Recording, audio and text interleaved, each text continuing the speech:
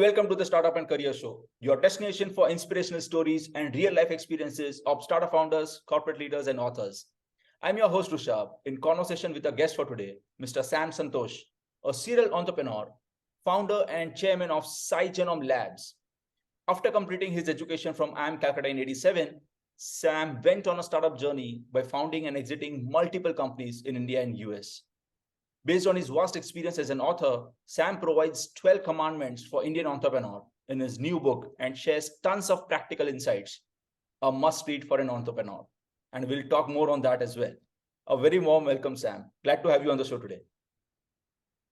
Thank you, Rishabh. Thanks for having me. So, Sam, when everyone was after job security, you went on a startup journey. So can you talk about your journey after your education from your IIM Calcutta days? Sure. Yeah, it was 1987. So, the word startup was not there. Even the word entrepreneur was missing. So typically we would be called like people who go on our own would be called like doing your own business, Starting your own business was the catchword. And it was nobody typically ventured into it. Even in my class of like 125, about a couple of us only were the people who avoided the campus placements. And the other person was coming from a family business, so he was just joining back his family. So I can be maybe the sole entrepreneur right out of school at that time. But for me, it was not like a big decision because I was lucky to be at the right time in India. The IT revolution was just going to start, though we did not know that it would be a revolution. But it was very obvious that software and IT was going to be a big thing, and we could also make a mark there. So keeping that in my mind, I had specialized on information systems in my MBA. And at that time, that hardly had any takers. So there were only like 6 or 7 of us in the class specializing on MIS. So, but it was very good, and I had the tools. I learned programming, and I could program on my own. So I was, very clear that I can, make enough, money. Whether I could be able to build a big company or not, I was not sure at that time. But the prospects were clear. So for me, there's no doubt in my mind. I came back to my hometown in Kerala. PCs were just coming up at that time. So in Kerala, even though it's a small state, the people, small companies were buying personal computers. There was no package software at that time. Like now you use Tally and many other software packages for various things.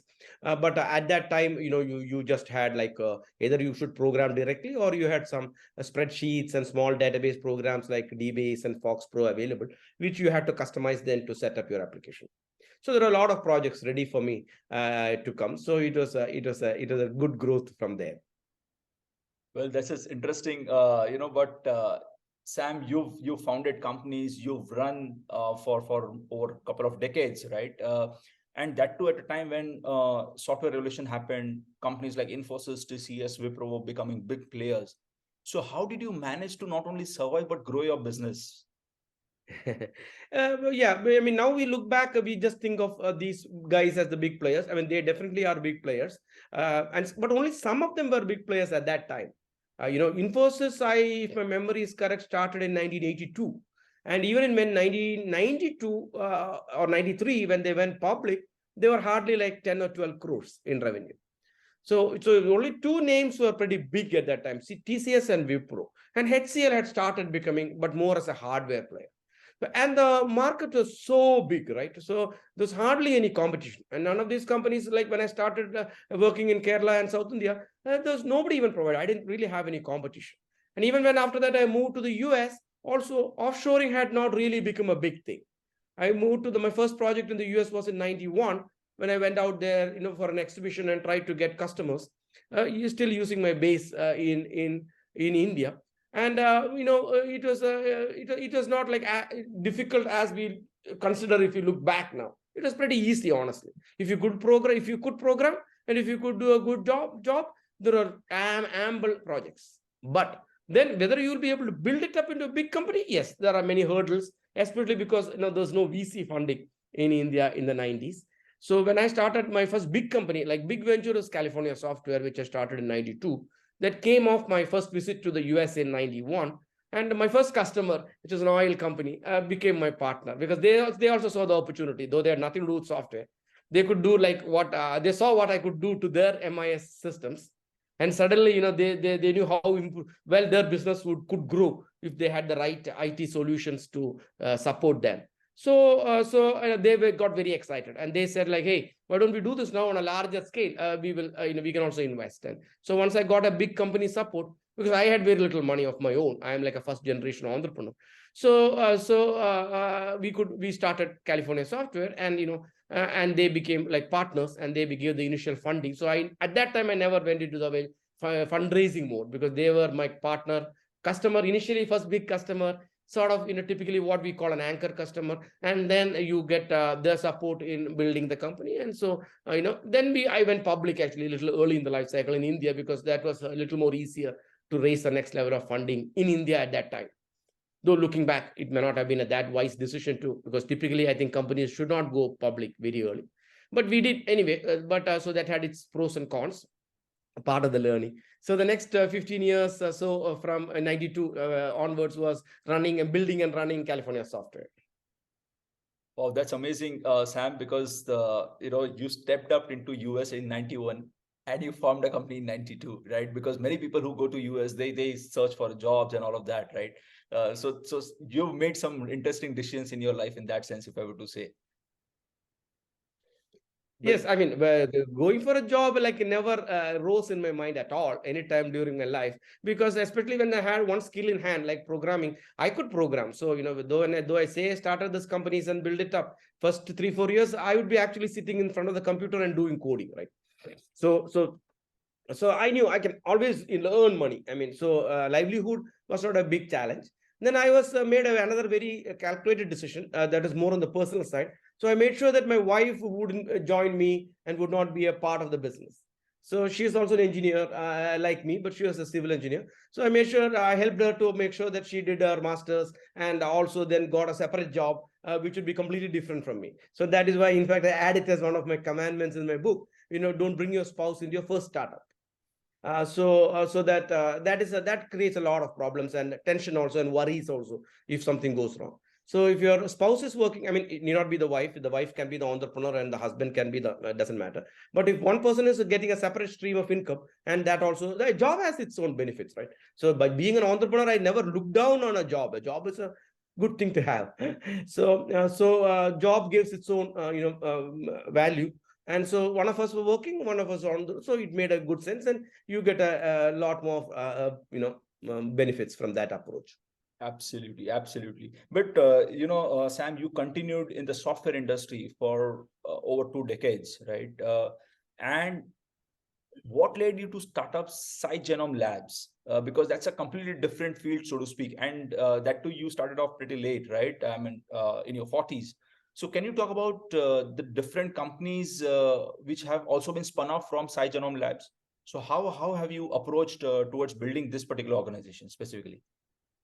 Sure. So when I was in software and building up the software company, I mean, I hardly thought of doing anything else. I mean, I might have thought of maybe other software companies and things like that. But going into another industry never passed my mind. But in early 2000, when the human genome was sequenced, and there was a lot of hype in the US about the value of genomics, and the fact that human genome is available now and all that, that at least caught my interest. So I started looking into it, and I always liked science. So it was not a big jump, but I never gone into biology. Up to 10th, I had gone only up to 10th, we had learned biology. Then we take the stream in India, right? You either go to the engineering stream, or you go to the health sciences stream. So I had gone to the engineering stream.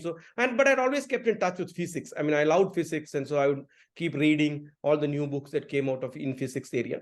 But I never touched biology. But when all this came up, I felt like, hey, let me see what's happening. So I, jumped into it and started reading as much as I could. Then every book and every article I read, got me more interested. So I was, I really got excited at the potential of what the genomics can give to us. In fact, I then and even now feel that it is the biggest invention or biggest discovery that our species ever made. I mean, you're getting the source code of life. So I felt it was so momentous that once I knew this, it was very clear to me that there is nothing else I can do but focus on genomics. But at the same time, I didn't want to just let go of my software company, because I'd spent so much time, built it up, you're public. We had grown reasonably well. I mean, not to compare with the Infosys or the Wipros of the world, but we were a good company in our own merits. We had about 1,200, 1,300 people. We had multiple offices across the world in 6-7 countries. We were a good company and we are well known. I mean, in our area. One of the reasons why we didn't grow just like what some of the very big companies was that we were again a niche company. We were focusing only on product engineering. Later companies in our space also became very big. For example, Persistent Systems, was somewhat started at the same time as me, Persistent Systems in Pune. So, like founded by Dr. Anand Deshpande, a good friend of mine. But even we wouldn't be competing because even we were very few companies at that time in the space, but we knew each other. And he stuck onto it, and I think it's a unicorn size now, more multi-billion-dollar company. So I mean, we could have gone. I don't know whether we would have reached that level, but at least we could have gone in that path and grown. But I got fascinated with genomics and the fact that in the software we were in the product engineering space. Our projects were a lot handling in source code. So it was not like the typical business applications. And that is also one of the reasons for the slow growth. So we wouldn't be getting few thousand people type of projects. We would be getting projects of 10 to 100 resources used in a project at that time. So the growth was slower, but it was more fun work than doing some software for a bank or something like that. We were building software for a network device or for a phone. We were not like an app. Those all came later. At that time, when I'm talking about building a software for a phone, meaning actually building an operating system. You take an existing operating system and you port it down to the memory and the capacity that the phone can handle. So then you need many other software. For example, at that time, I don't know whether you may not remember, you're too young, but a very popular software was called Flash, which was particularly used, a company called Macromedia, whose product was Flash. And most of the computer screens or other devices would take Flash and use that for showing all your graphics and all. So luckily, we were able to establish a partnership with Macromedia, and Macromedia gave us only 3 companies in the world had the source code for Flash.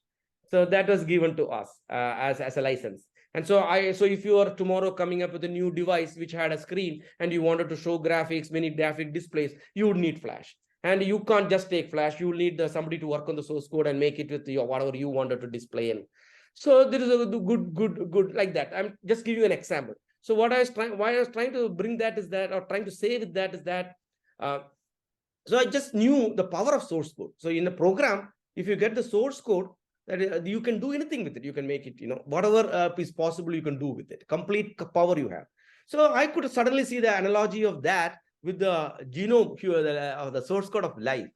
So the computer had 2 letters, zeros and ones. Here we have 4 letters, A, G, C, T, the code of the 4 bases that constitute the DNA, the molecule of life. So the source code of life you are getting through sequencing. So I could see the same power that we had in in creating new programs or modifying a program in software. You just had a similar power now with life, whether it is a bacteria or a plant or an animal or human. The code is the same, and that is also the most surprising thing from me as a layman.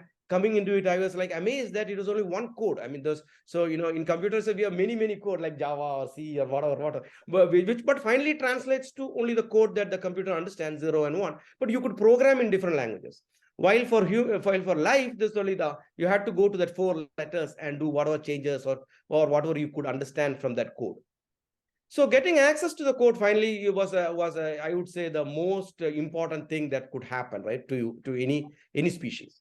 So that was a big reality thing for me. I mean, and so there's no doubt in my mind that the genomics is the place I'm going to go into.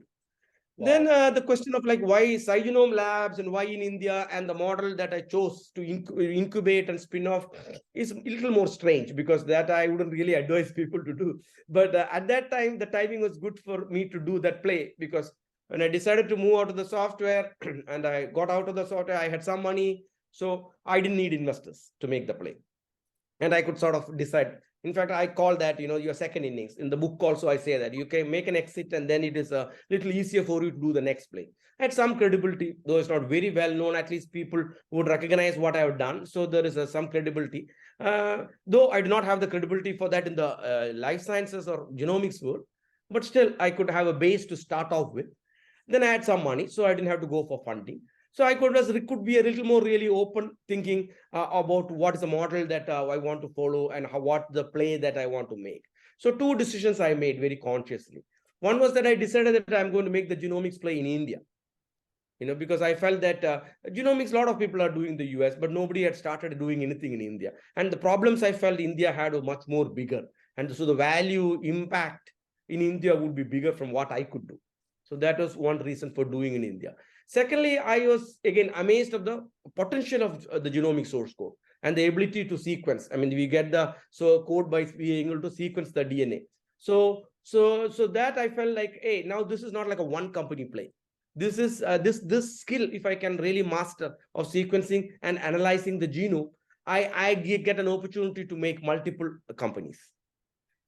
Most people didn't believe me at that time when I tried to explain this to people. But since I didn't need anybody's help, I mean, from a money point of view, I just decided to start in India. And since I'm from Kerala, I decided to focus on Kochi because, it is a place that I could easily access. And so I got some space in an export processing zone. And I set up SciGenom Labs and decided to really ramp up on sequencing the DNA because there was no sequencing facility in India at that time.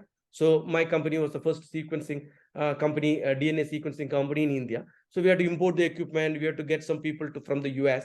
But luckily, many scientists in the US, were looking to come back to India. So I was able to get a few. I didn't need a large. This is not, fortunately or unfortunately, the genomics industry is not like a manpower intensive industry like IT or software. So you don't need like hundreds or thousands of people. So I recruited a few people on the sequencing side and a few people on the analysis side. So in the genomics lab, you can basically see it as two halves. One half is the wet lab, where you actually get samples from whether it is from a humans like us or whether it is from plants or anywhere. It can be typically organic material. It can be any organic material, like if it's from you or us, a human being, can be hair, it can be blood, it can be saliva, can be skin, tissue, all of that has DNA. But you have to have the equipment and the kits to extract the DNA. Or if it's a virus, it has RNA only. You extract the RNA. Everybody knows now because of the COVID, that virus and RNA. And you extract that, and then you have to prepare some with the reagents in the lab to what is called a library. You make a library, and then you load it into a sequencing machine, which looks like one of those old mini frame computers, a big computer type of device. And then it runs through. It uses a complicated optics and robotics to be able to decipher the gene code AGCT and give it to you as in a real computer file. So you connect the real computer server to the sequencing machine, and you get the code out. I'm saying it in a very simplistic manner, but it's a little more complicated than that. So that's why it takes a few months to set up a DNA sequencing lab and do the first half of the wet lab of sequencing getting the nucleic acid, which is DNA and RNA typically are called nucleic acids. So getting those out, cleaning them up, making sure they are of good quality, then adding the right chemicals to enable us to sequence them, then putting it into the sequencing machine, sequencing them, and getting the data out. Now that's a huge amount of data. So that's a one half. Now you got the data. Now what do you do with it? So then you need sophisticated programs, typically called a pipeline. So typically a pipeline for analyzing a genome will be maybe about 30 to 40 steps. So it has to go through multiple steps. You do that, and then you start getting genome information. Okay, in this genome that I sequenced, how many genes that are there, and this will be billions of the letters that we talked about, AGCT in different order. So you get that, and and then you start trying to figure out what it means, and that's the analysis part. So it took me about a year to set up the lab and get the pipeline analysis going well. Then we started getting small sequencing projects because there was no sequencing in India, and most of the work was also only very little. It was going to China or Korea. So we could capture that. And so, we started getting some revenue while I started thinking of what are the businesses now I can build using this skill set. So frankly, in business terms, you can see this sequencing and analysis as a horizontal. It's a horizontal technology. That means it can solve solutions in many verticals. Now you identify business problems in different verticals and try to see how can you create a company on that, right? So the first company in my mind that came up to my small team, I had a small team at that time, was in medical healthcare, because medical diagnostics in the US, we could see the progress. There was a genetic tests coming for many diseases, and new drugs were coming out, which would be good for if you had that genetic mutation, or mutation means a change, which is causing something.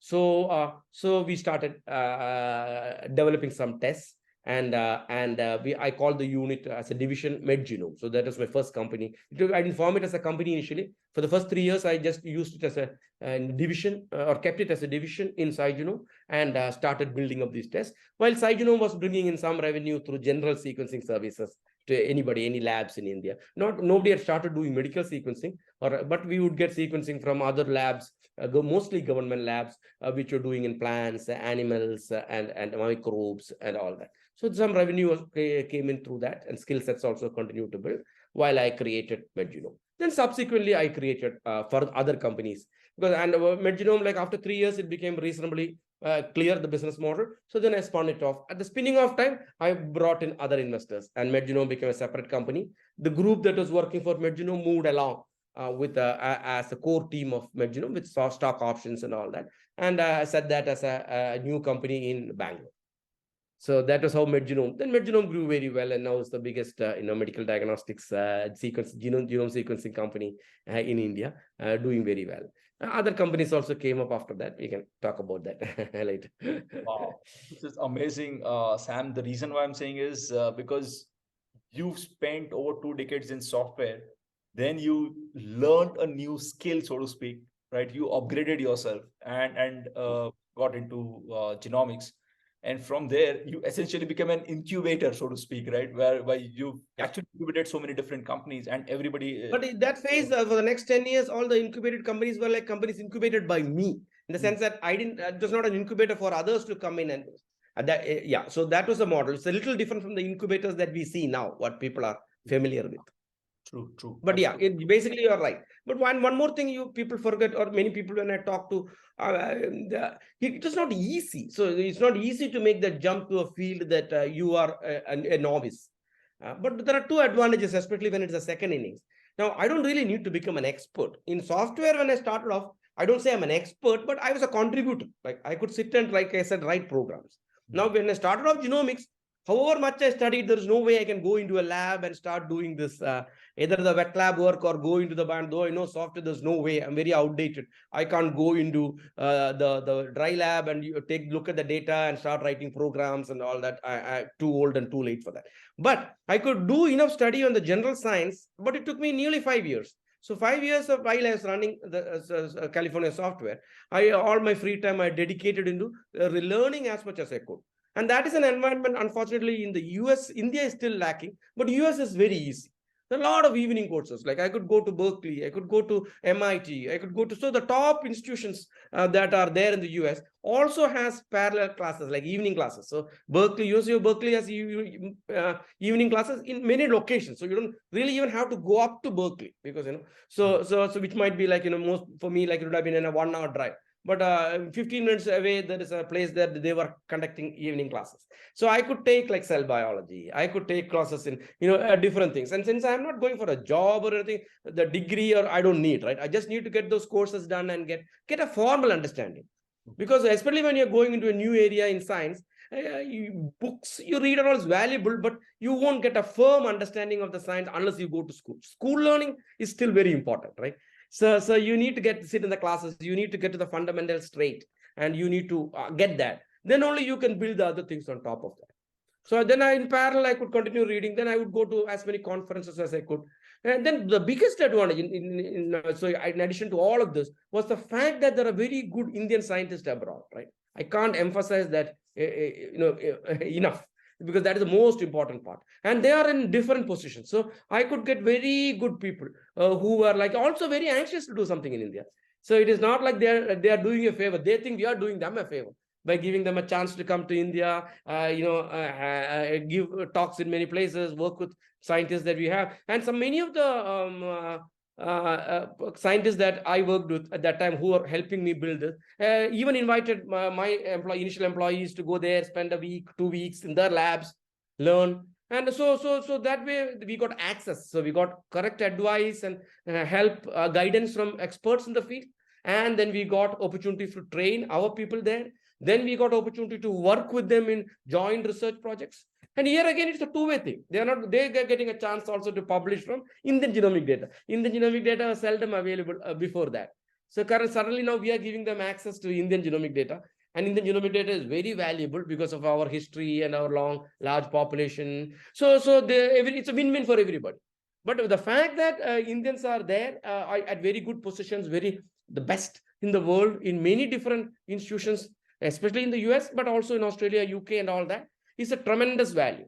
So that is also I was able to take advantage of. So these were the main factors that allowed the shift, and it took 5 years, the jump from software to genomics.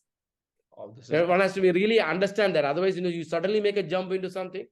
But there are many people have done it. So it's not like just me. Even if you look at, for example, there are many people in India too, who have built up companies moving from one field to the other field.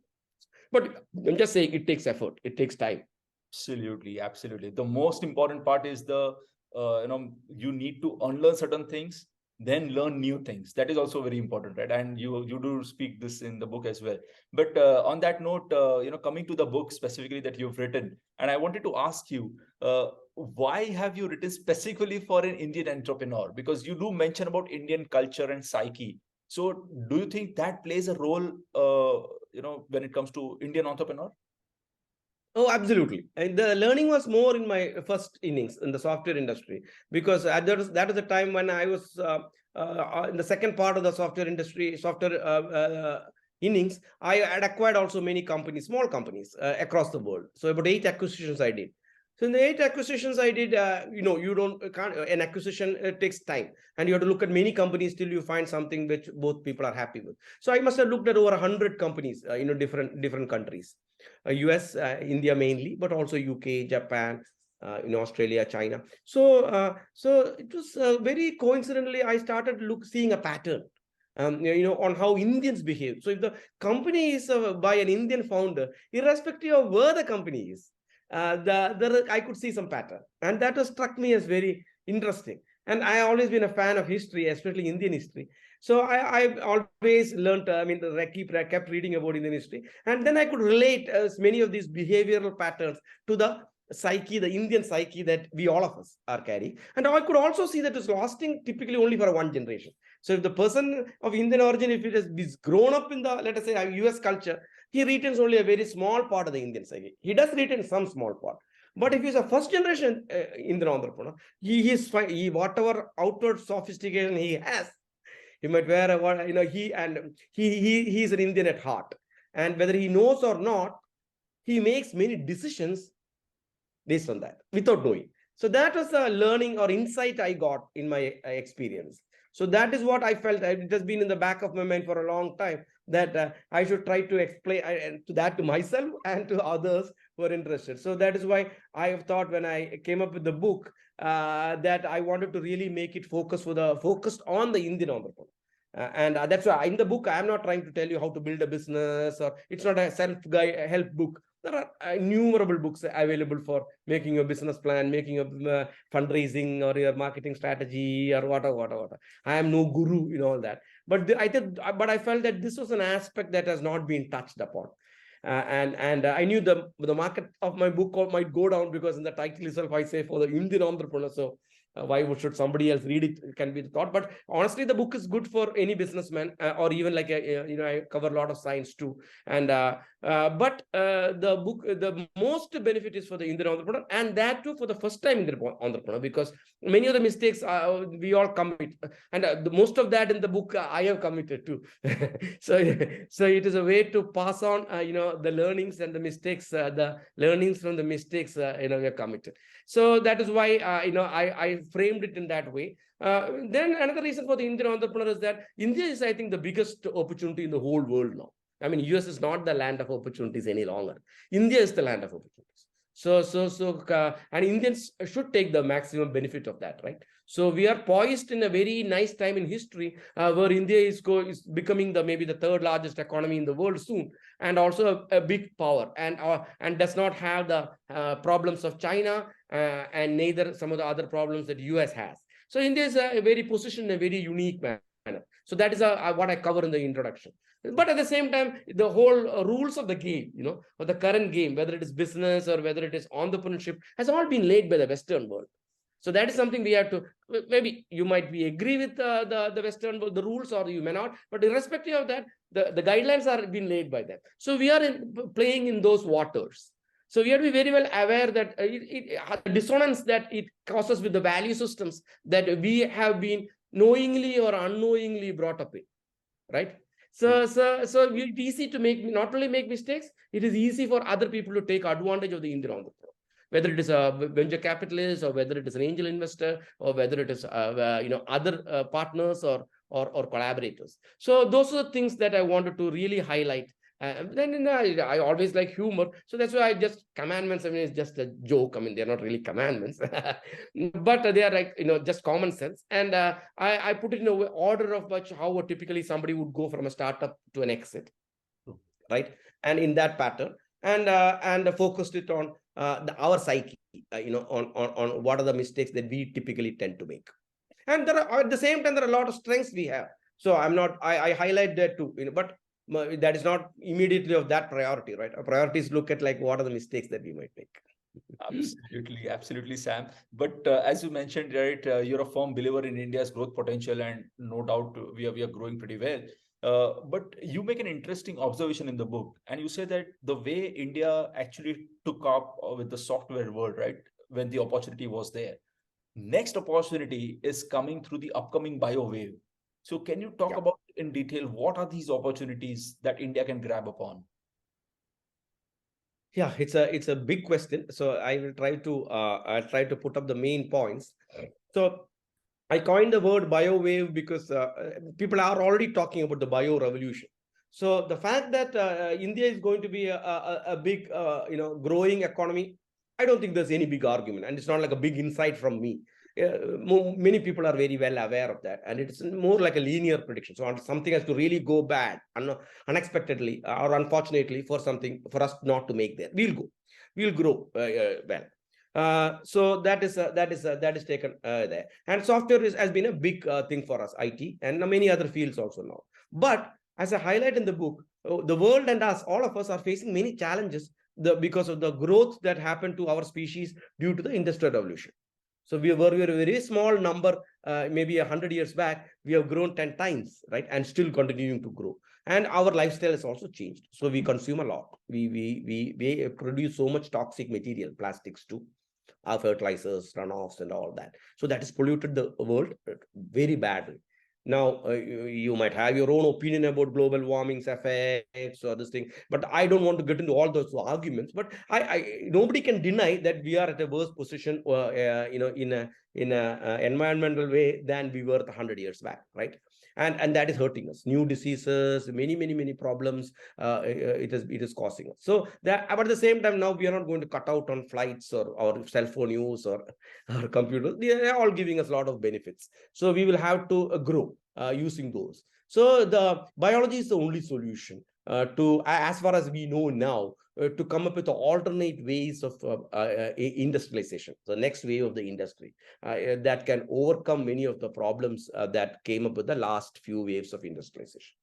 So that is the bio revolution. Again, it's not like any big this thing from me. It's well aware, though maybe not as aware as the Indian economy growth, but at least to the people around the world in the field, they know that biology is going to be the big thing. So bio revolution has become common. But what I'm calling the bio wave is that, like I say in the book, it's like a tsunami in slow motion. In India, we can create that. Why? Because we are going to be one of the largest polluters and consumers in the world now with our population. Right, and they are all at a very low level also now. So when I'm saying the consumption levels or the production levels, so they will start consuming a lot in the next few years, and which will enable the economy to grow. But at the same time, we will be polluting more too. So we will need to use biology in a very effective way to reduce the effects of that or even prevent that. So that, unfortunately, that is possible now because of the genomics revolution. So that is why this all ties up. So the bio revolution is really being fueled. There are a number of other technologies too. I'm not belittling those, but I think the most fundamental and the most impactful is the genomics revolution. And fortunately, the genomics revolution, only the first part has happened. That is the sequencing the genome. There are two other parts that are happening. That is why I'm calling the wave. So there will be two parts of the wave that is going to develop over the next 10, 20 years or 30 years. The first part of that wave is by the next step of the genomic revolution, that is editing the genome. So you are able to read the genome, the first part, using sequencing. Now you can edit the genome. Why is that important? Oh, suddenly you can fix a disease. Now, if for somebody, instead of taking medicines for the rest of your life, if you happen to be born with a bad gene, that gene can be fixed. So this is already in clinical trials for some specific genes already in the US. That means humans are already getting injections of this on a trial basis. So in a few years, that will become very standard, not for all diseases, but for many diseases. Initially, it will start with single gene diseases where it is, and where it's called monogenic, because often many diseases may be due to a number of genes. But there are equally large number of diseases or more which are due to one gene. And in that may be due to one letter going wrong. So you can maybe make that change to that one letter using very sophisticated technologies with very little risk. I know more people would be familiar with gene editing. With CRISPR, for example, is a very well known because of the Nobel Prize, and it's a very good technology. But it still has some challenges in creating some, because it actually cuts the genome and makes the change. So this new base pair editing technologies, you don't cut the gene. You just make change a letter, let's say A letter to a G, and that can fix the disease. Imagine if you can do that, for a disease that can challenge you for the rest of your life. So that is gene editing. So this is going to create, not, I just gave an example of humans, but it will for plants, for animals, for so many things. It can make us better plants. It can make us cheaper material, cheaper food, better nutrition. So over in the next 10, 15, 20 years, it will dramatically change the world as we know it. That is one part of the wave. The next part of the wave is what we call synthetic biology and biomanufacturing. So now we can get, we are not only read the gene, we edited the gene, we can even create new genes, or we can create new genomes, right? And or we can make significant changes in the genome, like putting genes from different things into a cell line or a bacterial line, or microbes, and mainly using microbes in large fermenters to produce what you want. So many of the chemicals, all the chemicals that we use, all the enzymes that we use, whether it is cosmetics, whether it is industrialization, industrial technologies, all that we can now get in various contained factories. We can get microbes to make it for us without having any toxicity, no effluents. And input can be very simple. It can be just any form of sugar, but we are even moving into any form of organic waste, bio waste. All that can be used as an input. This is now feasible only for a few products, but over the next 30 to 40 years, many, or maybe 80-90% of the products that we use will be through biomanufacturing. So that will solve a lot of the problems. Plastics can go away. The current plastics, we have bioplastics. So bioplastic, which are fully degradable naturally. So all those, these are not just theoretical. So many of these products that I'm talking about are already being made in the lab, and a few of them are actually being made commercially, because then it's not easy. So it's a very tough technology. Getting genes from a plant. So instead of cutting the plant, you're making the product from the plant in a fermenter. So it's very tough. So it takes years to make a product as of now. But the technologies will improve, our knowledge will improve. So over the next 30, 40 years, this will create. So these three waves I'm calling as a bio wave. And if you understand that well, the opportunities in pharmaceuticals, in manufacturing, in diagnostics, all that, this all, which I think is very well laid out. The areas are laid out by a good report by ABLE called ABLE. It's an association in India. They have a bioeconomy report. They have made. It's a free report, so one can download that and see the various segments and how they don't say how each segment will grow, but they project the growth of these segments. But with the other knowledge, if you put in together, you can see how this can fuel the growth in each of those sub segments in the bioeconomy. So India's bioeconomy currently is about 100 billion, and they are projecting it to go to about 300 billion by 2030. I think it'll grow even much bigger. So if we harness these technologies and work hard in this direction. Interesting. I think thanks for specifying this out, because the students or the early stage entrepreneurs who are listening to the conversation later, I think they can pick up and start getting into these areas as well, because that is the upcoming wave, right?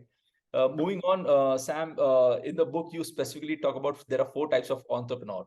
And I especially want to know, what do you mean by the reluctant entrepreneur, right? Because you've given type A, type C, type F, and type R. So briefly, if you can Yeah. just is there. Sure, because I came across a reluctant entrepreneur in a number of times. Typically, it is like people from the academic community. They are good scientists or good academician, and they came up with something either on their own. They come up with a new discovery, and they think that it will happen, but nobody's really doing it. Right? Nobody's really taking it and doing it, and they really want to get it out to the industry, and so very reluctantly they step out. Right, so the reason for categorizing them this like this into these 4 buckets, and I very specifically say many people won't fit into an exact one bucket. You might have some traits from a bucket, one bucket, another bucket, but generally most people you should be able to have a predominant trait from one of this, right? The A, C, F, and R. So the reluctant entrepreneur is the one typically later in life who would have jumped into it after a few years working, or most probably in an academic institution, but sometimes in the industry as well, who knows that something can be done and needs to be done, and but was being hesitant to step out and never thought of starting a company on their own or anything like that, and but finally decide to jump out. So they have the strengths, and there are some weaknesses. So that is why I categorize them. So you need to really understand each one is different, right? But at least try to put you into some groups so that you can really understand some of the characteristics and some of the specific mistakes that you can make also. Absolutely. I think that is also very important, because the way you have segregated those and the mistakes that people do, right, based on the type of entrepreneurs they are. But Yeah, it also affects your psyche, right? Yeah. So absolutely, absolutely. But Sam, you also have an interesting point in the book where you say, choose the idea with best potential for success and not the one you are most passionate about. Now, isn't this contrary to what others say? So can you talk a bit on yeah, yeah. Yeah, very true. I mentioned in the book also, this is contrary to what most people say, and also looks to us. Anybody you look at it, you think like, hey, that's not what I want to do. I want to do something which excites me the most. But this is again from experience and looking at all the entrepreneurs now jumping out and a lot of people starting it. And I clarify in the book also, make it very clear. I'm really mentioning this for the first time entrepreneur. It will change if you already are either well off and the risk is very low.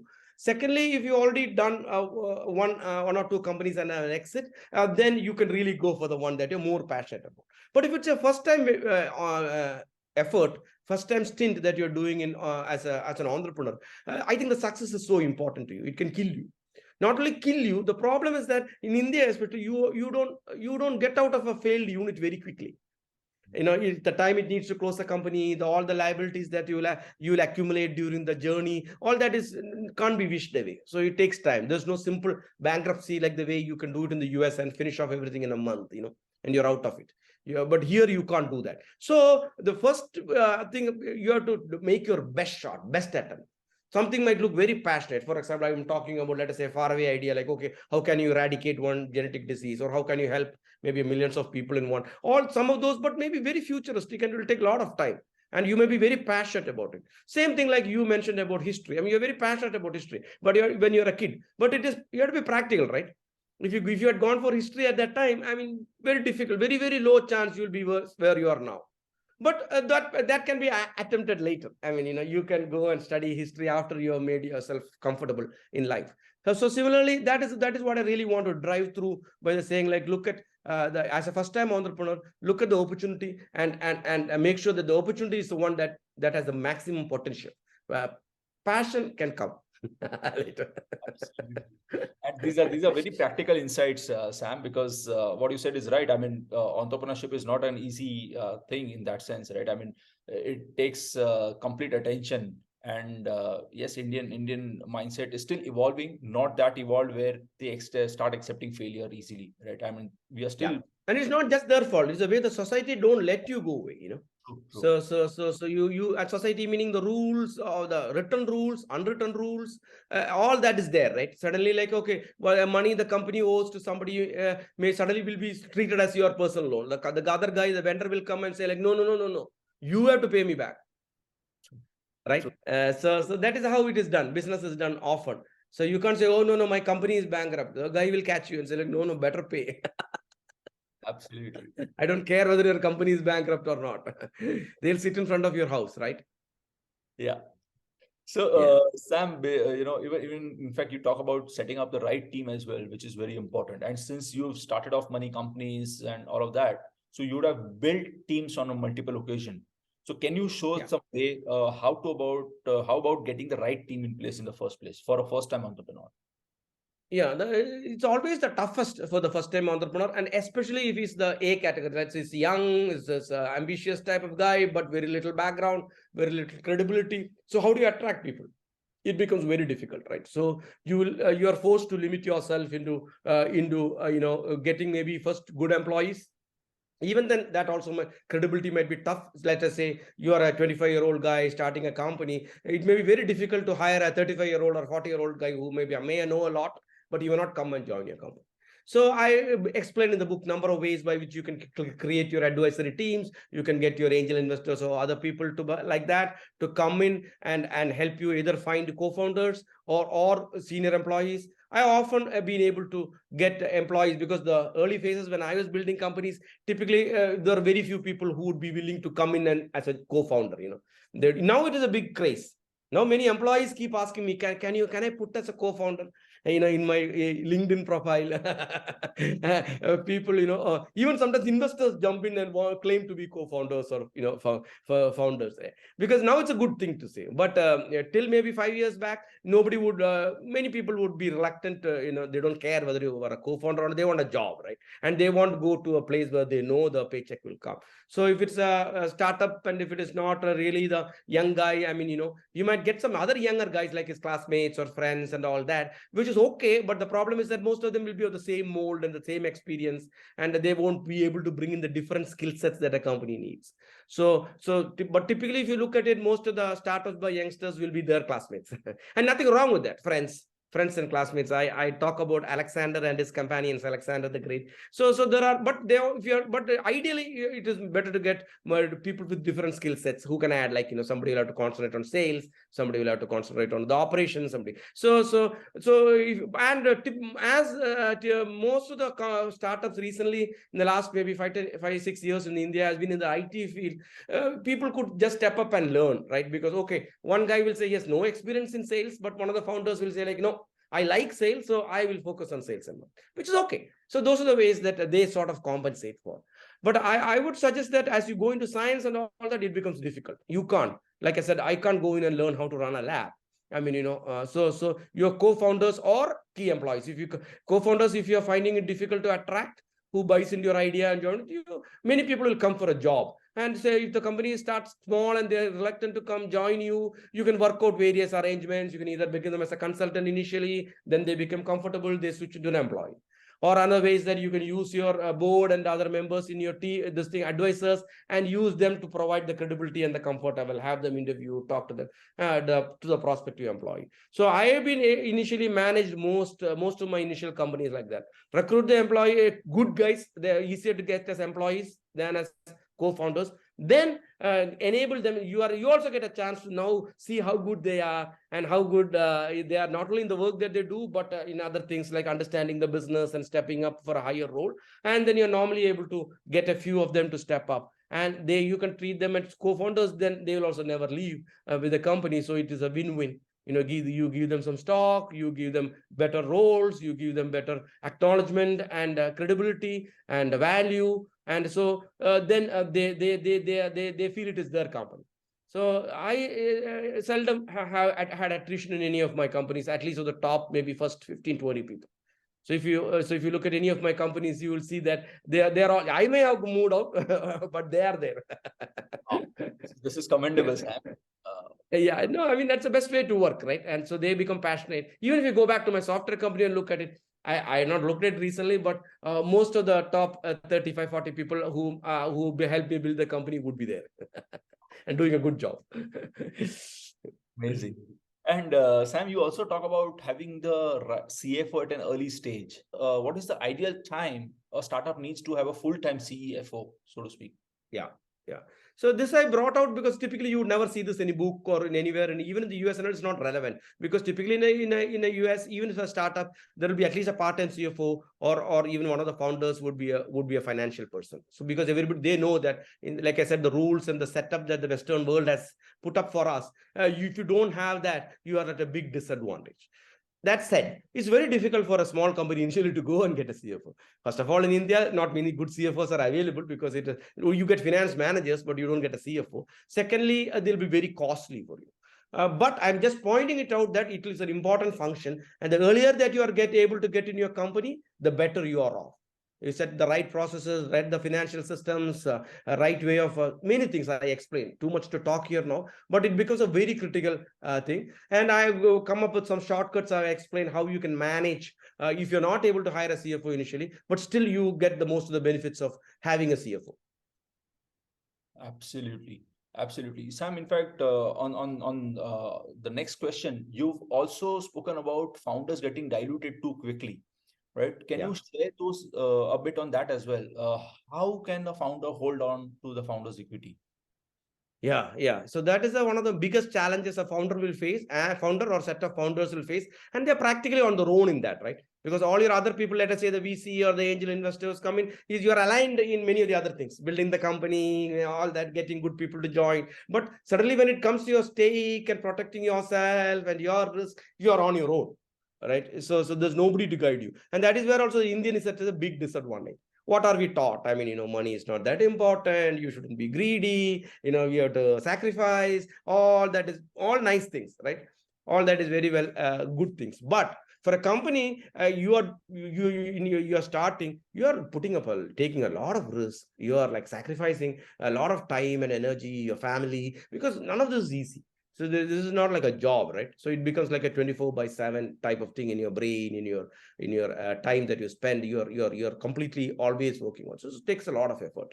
And like I said, in India, it's difficult to get out also. So you have to protect yourself. So it's again number of steps, not like a single bullet solution that you can do, because you need to raise money also. And you need to make sure that the investor is satisfied. So you have to follow. So the first, maybe I think after the 3 or 4, from raising from your first angel funding onwards, I spend a lot of time in the book, in the 3 or 4 next 2 or 3 commandments, in trying to figure out or help how you can keep your founders equity at least above 51% for the first 5 years. So by that time, I'm saying the company should be of some size. So there is no like a one solution. So you'll have to take multiple efforts, multiple approaches to make sure that you're able to achieve that. So somehow maintain a stake of over 51% over a period of yeah, but with the main founders, so that you can dictate the direction of the company. You protect your stake also. True. Because otherwise you often have all the responsibility, but very little of the benefits. Oh, very true. Well, and you can look at many companies. I know, so I'm never surprised when I see companies where the founders might have like 5% or 10%, under 10%. So sad, right? And they are like the slog. They are taking all the risk, and they are so. True. But Sam, before you leave, since you have had multiple successful exits as well, right? So can you just talk about your learnings from them?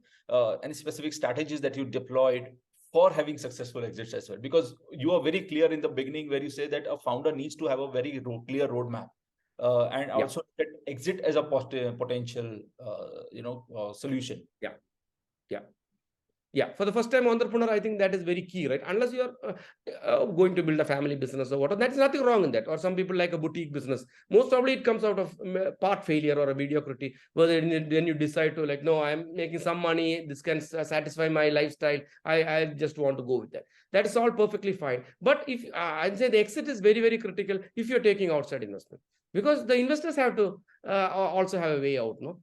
So it is very unfair to build a company in 10 years and get to some mediocre level of success and then say like, oh, you know what, this is okay. I'm adding some value. I am creating some profit, and my kids are doing well and I'm going on. So that's not fair. So that is why I'm saying, like, if you're going into this path of raising money, building a company using outside money, venture capital or angel investors and all that, it is imperative that you have to have the exit mode in your mind, right?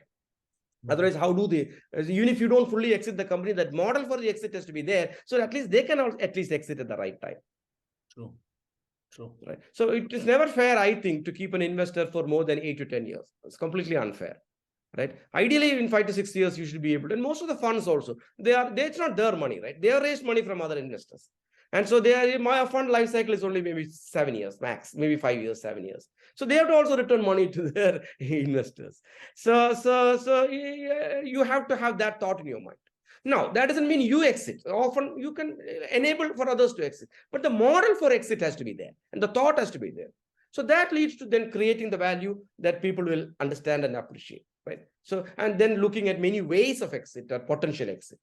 So you can merge. If you're not able to get a buyer, you can, I explained that number of ways by which, you can prepare yourself for exit and not be caught unawares, as you go down the lane and then you suddenly look back and say like your company organization and the capital structure and all that is very unsuitable for exit. And you also are not mentally prepared for exit. So you'll often, especially in India, you see people hanging on to companies for years. The company is not going anywhere. The investors get frustrated and they either go away or whatever, and it's a sad story. So I feel that now with the number of entrepreneurs jumping in out to the start companies in India, it becomes more imperative for them to really be aware of that and do the things in the right way. And it's a win-win. So it's not like you are just doing it for yourself or somebody else. So both sides, everybody wins by being prepared for this. And then the next big thing, if you are able to exit, then you can do your next thing, right? So with more comfort, you'll have hopefully some money from this, or at least some good experience and a credibility. So starting the next company will be in a more planned way. You should be able to do. True. Absolutely. Absolutely. I think it's great, Sam, talking to you. Last few minutes that we spent talking about your overall journey, the commandments that you've given in the book. I think something really great. And thank you for taking out time today, and being on our show today. Yeah, thanks, Rishabh. It's very clear that you read my book, because I seldom have an interview where the interviewer knows, as much as I do about the book, or even maybe more. So thank you for taking the time to read the book, and thank you for taking the time to have this interview. And I really enjoyed the conversation with you. Great, Sam. To all our listeners, thank you for joining us today. Do read this book, Sam's 12 Commandments for Indian Entrepreneur. Goodbye, signing off, and see you soon, guys.